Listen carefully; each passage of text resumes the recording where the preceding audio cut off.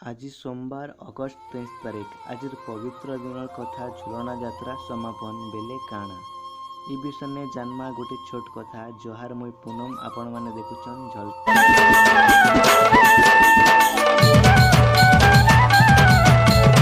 TV. झुलना कुंजरे जेतेबेले Radha और कृष्ण झुलना झुलुछांती सही अपूर्व दिव्य समन्वय को झुलना यात्रा कहती। हेले आज हेउछि झुलना यात्रा समापन। एही झुलना यात्राटी गोप वृंदावन रे राधांकर सहित श्रावण मास वर्षा ऋतुरे राधांकर सहित आनंदर सहित झुलुथिला बेले सही कथा को प्रत्येक वर्षा ऋतुरे श्रावण मासरे झुलना यात्रा रूपे भगवान श्रीकृष्ण को और राधा को पूजा करिथांती।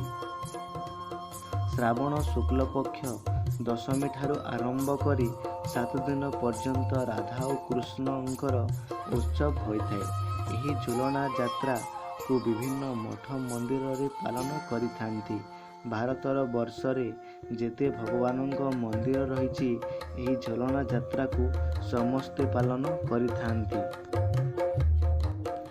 एवं कहा जाए श्री मंदिर रे अनेक वर्ष धरी पालित होई आसुथिबा एही झुलना यात्रा सप्तदश शताब्दी आरंभ होई आसुछि।